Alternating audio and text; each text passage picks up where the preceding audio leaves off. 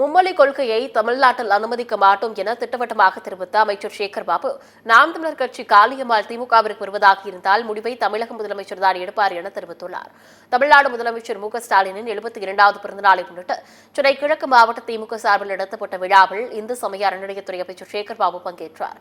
தொடர்ந்து செய்தியாளர்களிடம் பேசிய அமைச்சர் சேகர் பாபு, நாம் தமிழர் கட்சி காளியம்மாள் திமுகவிற்கு வருவதாக இருந்தால் முடிவை தமிழக முதலமைச்சர் தான் எடுப்பார் என தெரிவித்துள்ளார். எத்தனை ஆயிரம் கோடி ரூபாயை ஒன்றிய அரசு நிறுத்தினாலும் திமுக அரசின் பணி தொடரும் எனவும், தமிழ்நாட்டில் ஒருபோதும் மும்மொழி கொள்கையை அனுமதிக்க மாட்டோம் எனவும் சேகர் பாபு திட்டவட்டமாக தெரிவித்துள்ளார். எத்தனை ஆயிரம் கோடி நீங்கள் நிறுத்தினாலும், 10,000 கோடி அளவுக்கு நிறுத்தினாலும் எங்களுடைய பணி தொடரும். இருமொழி கொள்கையிலே நாங்கள் உறுதியாக இருப்போம். மும்மொழியை இந்த தமிழகத்திலே அனுமதிக்க மாட்டோம் என்று மாண்புமிகு முதலமைச்சர் அவர் உறுதியாக இருக்கின்றார்.